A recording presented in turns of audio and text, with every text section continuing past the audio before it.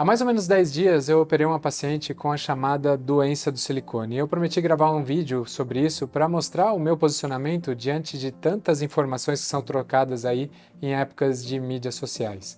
O nome doença do silicone não é reconhecido cientificamente. É um nome espalhado e que ganha proporções cada vez maiores relacionados a essas situações. O que acontece é que existe uma síndrome chamada síndrome ASA, que é a síndrome de imunodeficiência induzida por adjuvantes. O que é isso? Qualquer corpo estranho colocado em contato com o paciente, e aí a gente está falando de vacina, a gente está falando de próteses, a gente está falando de preenchedores dermatológicos que são usados para rejuvenescimento, a gente está falando de marca-passo, qualquer situações como essas colocado em contato com determinados pacientes pode induzir reações de imunodeficiência, reações imunológicas. Os sintomas dessas reações, eles são sintomas muito amplos. Isso faz com que seja muito difícil caracterizar que determinado sintoma tenha ocorrido justamente em razão de uma, por exemplo, cirurgia de colocação de próteses de mamas. Eu trouxe aqui alguns dos sintomas mais comuns para falar para vocês e mostrar como é vago e como é difícil a gente relacionar uma coisa a outra. Fala-se de fadiga, de confusão mental, dores articulares, ansiedade, queda de cabelo, manchas na pele, coceira, tontura, mal-estar, dores de cabeça, febre, oscilações de peso, cansaço, ou seja, coisas muito amplas, como eu disse, difíceis de caracterizar para uma determinada doença. Acontece que a gente tem pacientes que cursam com esses sintomas pós-cirurgia de colocação de prótese. E aí uma coisa que é muito importante que eu levo para mim na medicina, a gente não trata doença, a gente trata pacientes. E a gente precisa entender, paciente por paciente, o que de fato está acontecendo na saúde daquela pessoa.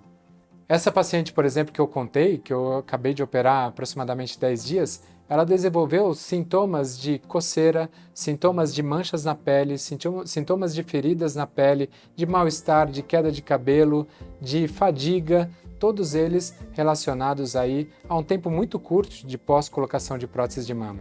A gente colocou as próteses em 2019 para o casamento dela, 2 meses antes do casamento. Ela foi para a lua de mel e quando volta dessa lua de mel, esses sintomas se afloraram. Por que eu digo que é importante tratar o paciente? Essa paciente, ela investigou com vários médicos, várias especialidades, o que estava acontecendo com ela. E todos eles não conseguem atribuir ao silicone, mas conseguem descartar doenças que poderiam causar aquilo naquela paciente. E aí sim, a gente, por exclusão, consegue imaginar que, de fato, ela pode estar nesse grupo de pacientes que podem sofrer alterações relacionadas aí a uma colocação de prótese de mama. Eu quero trazer o depoimento dela para que vocês entendam o que de fato aconteceu com ela e como que a gente fez esse tipo de tratamento. Olivia, conta um pouquinho então da história. A gente fez a prótese em 2019, né? Final de 2019. Final de 2019, pré-casamento, 2 meses antes, né? Pô, é um pouco mais, né? A gente casou em fevereiro. Daí a gente fez acho que em 3, novembro. 4 meses. E aí, cirurgia, a gente fez a colocação de prótese, pura e simplesmente, não teve a mastopexia, não teve montagem de mama, nada disso, né? Você teve 2 filhos, tinha ali um pouquinho de flacidez que a gente preencheu com a prótese, sem necessidade de suspensão.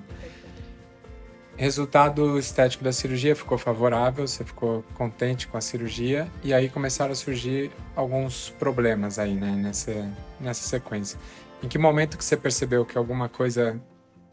Você conseguiu perceber começo de sintomas e acho que mais tarde só que você conseguiu relacionar com a cirurgia.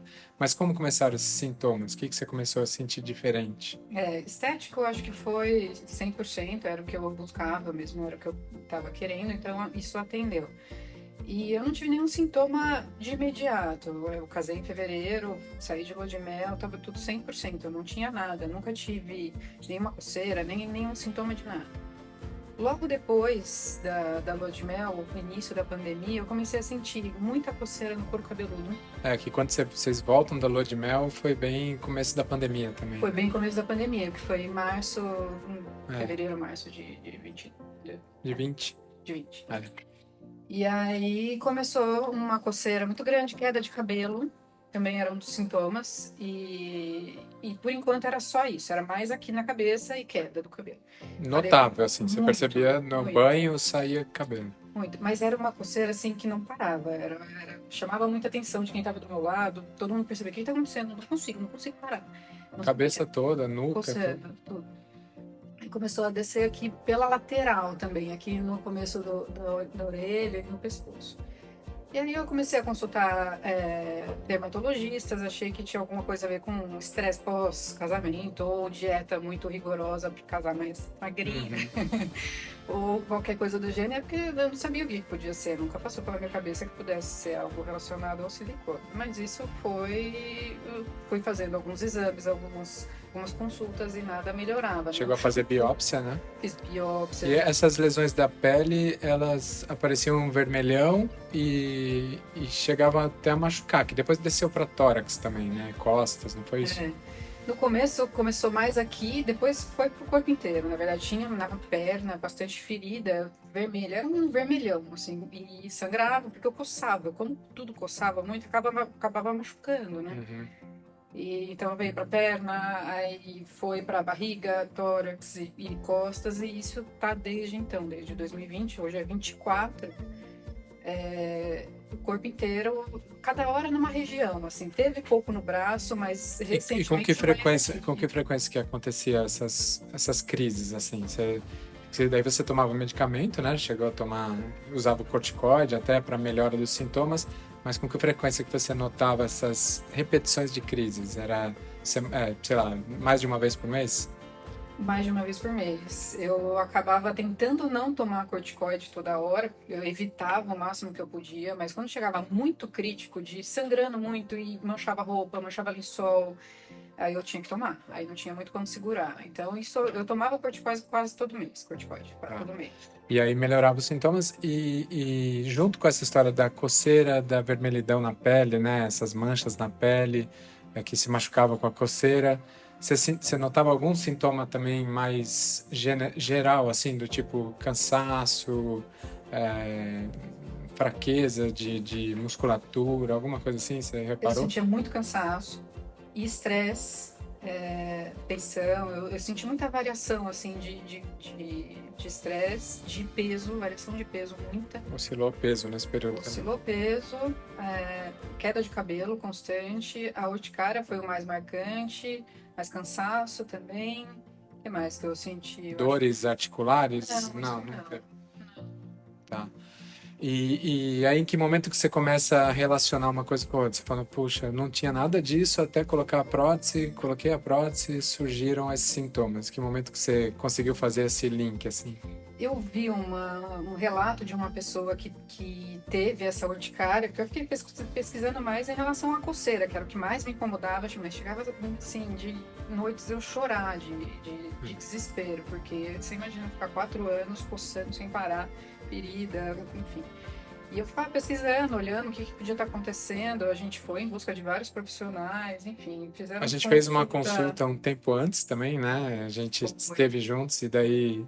que a gente conversou, Lívia, vamos lá, vamos esgotar o que tem de possibilidades. Aí que você fez quase que um tour em profissionais. Você foi reumato, dermato, alergista, sou ginecologista, né? Ginecologista, fez todo tipo de exame, viraram de ponta cabeça e não tinha nada de alteração nos exames, assim, tava tudo normal, 100% normal.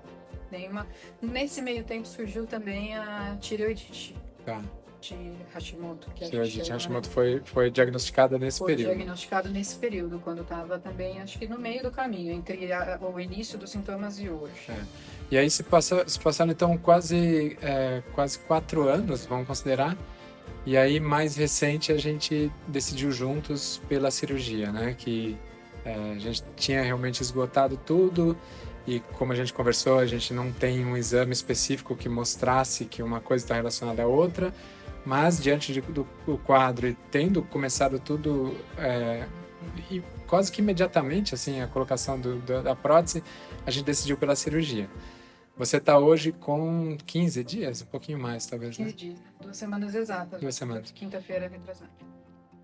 Aí a gente fez a retirada da prótese, montamos a mama, você tinha um tecido mamário, a gente conseguiu fazer uma montagem da mama, associamos aí nessa cirurgia a lipoaspiração, porque a gente precisou coletar a gordura até para usar na mama, para dar um desenho melhor. E conta um pouquinho como é que tá esse momento, assim, pós-operatório de lipo, eu sei que é chato, que deve estar incomodando, mas em relação à sua rotina, que você notou alguma diferença nesse período, assim? Eu notei, eu já tô me sentindo melhor, eu tô com um bem-estar, assim, que é até difícil de explicar, né? Eu não sei, provavelmente possa ter alguma coisa a ver ou não, enfim, mas eu tô com um bem-estar muito grande em relação ao que eu tava antes. E a pele melhorou muito. Eu já tô há 20 dias sem tomar corticoide, não tem nada de ferida, não Esses tem 20 nada. dias aí são diferentes do que anteriormente. Há Com certeza. 20 dias você teria já desenvolvido crise. Eu já teria desenvolvido. Tá, Sem dúvida nenhuma. Vamos esperar mais um é. pouquinho, mas a princípio eu tô sentindo que tá bem melhor. A pele já tá bem melhor do que era antes. E resultado estético também 100%. te agradou Me também. agradou A também. gente tinha muita dúvida em relação a como que ia ficar, né? Por conta de tirar uma prótese, fazer a montagem da mama. E a gente conseguiu alcançar porque você também tinha tecido. Isso é importante, né? Tem mulheres que não têm praticamente mama e quando tira a prótese a gente perde muito desenho da mama. A gente conseguiu um desenho bacana e que tende até a melhorar com o passar do tempo aí, a acomodação, tudo tende a melhorar. Agora o que eu acho que é bem importante, que a gente já conversou anteriormente, né, é isso, a gente foi por uma coisa, a gente decidiu por uma cirurgia por exclusão, então esgotou-se todas as possíveis causas ali e aí sobra isso na manga que a gente precisa tomar uma decisão, a gente tomou essa decisão em conjunto. A gente definir que isso fez sentido do ponto de vista das coceiras, das alergias ou urticárias, vamos chamar assim, vai levar um tempo mesmo, a gente vai demorar alguns meses. E é certo que parece que a gente está num bom caminho, isso é o que mais agrada, tanto a você como a mim e todos que estão em volta aí, que a gente fica mais feliz. Então, vamos esperar e aí a gente vai contando a sua história, vai contando o seu caso, porque isso é importante para ajudar mais gente. Ai, tô feliz da vida, tô cheia de esperança de agora resolver tudo, eu não acredito. Que depois de 4 anos eu vou ficar sem as fronteiras. Vamos ver. E com o corpo bonito também, né? Ele tá ótimo. Só coisa boa, só coisa boa. E é importante deixar claro que uma cirurgia como essa é uma cirurgia de um grau de dificuldade muito maior do que, por exemplo, a colocação da prótese de mama. Aqui a gente está falando de uma situação que a gente vai tirar algo que estava dando volume, provavelmente numa situação de uma mama pequena, e que a gente vai precisar remontar todo esse tecido mamário para ganhar forma, ganhar conificação da mama. No caso dessa paciente, assim como em outros que a gente já operou, a gente utiliza do próprio tecido mamário tentando ganhar um pouco mais de volume por dentro dessa mama.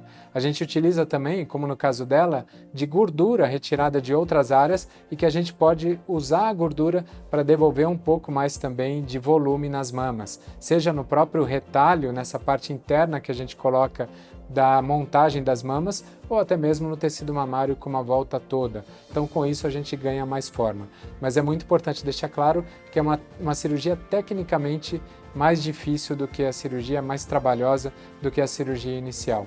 Mas como eu disse, algumas pacientes vão precisar e que sempre quando a gente faz isso, ainda que seja por exclusão, a gente torce para que, de fato, todos esses sintomas, todas essas queixas sejam atenuados, sejam resolvidos com uma cirurgia como essa.